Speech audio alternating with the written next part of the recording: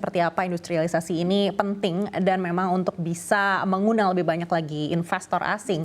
Dari segi hukum ini memang harus diperkuat dan ini menjadi PR dari Presiden kita Prabowo Subianto dan juga Wakil Presiden Gibran Rakabuming Raka. Di mana kita tahu masalah hukum ini bukan masalah yang baru, masalah yang sudah mengakar, yang sudah cukup meluas begitu. Dari mana harus membenahinya? Tapi kita dengar di dalam pidato kepresiden pertama Prabowo Subianto tadi Pak Prabowo juga sempat menyampaikan soal komitmen untuk memberantas korupsi dan kolusi. Meskipun ini mungkin menjadi pertanyaan masyarakat juga, kenapa nepotismenya tidak disebut begitu ya. Tapi terkait dengan komitmen korupsi ini, menurut Mbak Esa sendiri seberapa besar upaya yang harus dilakukan oleh Prabowo untuk memberantas ini? Dimana kita tahu korupsi ini sudah mengakar tidak hanya di level elit politik atau elit yang tinggi, tapi juga sudah sampai ke bawah ke masyarakat juga.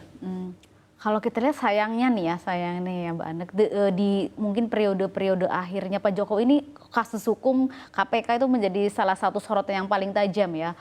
Karena kita tahulah persoalan mungkin soal pencalonan wapresnya sendiri ataupun persoalan pelemahan KPK dengan undang-undangnya itu menjadi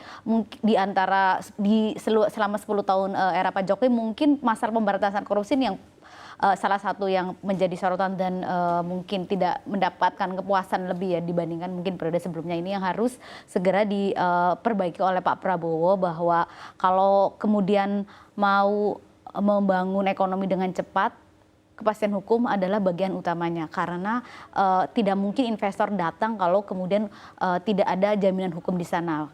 Jaminan hukum di sana termasuk juga masalah mungkin pungli ya, ini yang menjadi persoalan utama di daerah-daerah, persoalan tambang ilegal mungkin, persoalan izin yang tumpang tindih, ini persoalan yang harus segera diatasi oleh Presiden Pak Prabowo ya. Dan saya sih berharap KPK ini akan diperkuat lagi di era Pak Prabowo sehingga hukum menjadi sangat tegak dan ditakuti bukan hanya oleh mungkin investor ya, tapi oleh semuanya. Jadi ketika hukum sudah kemudian ditegak dengan jelas, investor juga akan mendapat guidance yang lebih jelas lagi untuk investasi ke depan ya. Terutama yaitu kalau kemudian hukumnya mungkin kalau izin di pemerintah pusat sudah oke, ternyata di daerah tumpang tindih lagi, beda lagi, itu yang menjadi persoalan besar ya. Dan mungkin ya itu kepastian hukum. Kalau saya nih nanam usaha di sini, kalau sektor real ini kan tidak 1-2 tahun ya, pasti mereka maunya juga puluhan tahun. Nah,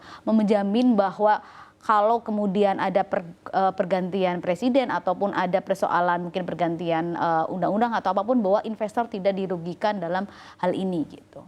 Baik, tapi kalau melihat bagaimana caranya untuk bisa mendapatkan kembali kepercayaan investor, mungkin ini juga harus dibenahi dari pembenahan hukum yang mungkin sering dirasa tidak adil untuk masyarakat menengah bawah begitu, di mana tentunya kabar-kabar ini akan menjadi sorotan dari investor-investor asing begitu yang ingin menanamkan modalnya di dalam negeri begitu. Apabila ternyata ketidakadilan ini dialami oleh rakyat Indonesia sendiri, bagaimana dengan investor asing yang sebenarnya bukan rakyat dari Indonesia begitu. Apakah menurut Anda artinya penguatan di bidang hukum ini harus disamaratakan, tidak hanya untuk golongan tertentu saja? Iya, itu pastinya ya, karena hukum itu kan harus memang ditegakkan secara rata, tidak memandang. Kalau dalam Undang-Undang Dasar kan disebutkan dengan jelas seperti itu, termasuk juga untuk investor. Kalau kita melihat kan jangan sampai kemudian ada persoalan hukum tegak ke bawah ya, tapi lemah ke atas, ini yang harus diperhatikan. Dan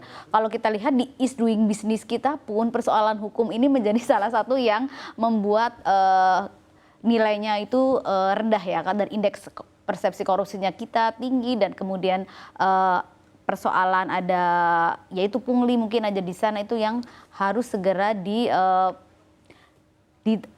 harus disegera diselesaikan dengan cepat ya, karena kalau enggak kemudian investor ini kan sudah mendapatkan lampu hijau istilahnya ya dari presiden baru, kemudian kalau ya presidennya baru ternyata gini-gini lagi, percuma juga gitu ya kalau tidak ada persoalan bahwa oke, saya minta kalian masuk, saya akan pastikan bahwa kalian akan nyaman di sini, aman di sini, tidak ada gangguan ya. Dan gangguan itu yang termasuk juga di hukum itu, maksudnya bahwa ketika di daerah tidak ada persoalan mungkin selain pungli juga kemudian mungkin ada persoalan lahan, ada persoalan mungkin tidak diterima masyarakatnya, mungkin persoalan tanah adat, ini yang harus dipastikan kalau mungkin kalau lebih baik ya itu kalau mau persoalan pembebasan lahannya jalan dengan bersih, kemudian juga tidak ada pungli, kemudian juga ada jaminan investasi di sini akan bertahan dengan baik, tidak ada gangguan hukum, ini yang sangat ditunggu oleh investor menurut saya.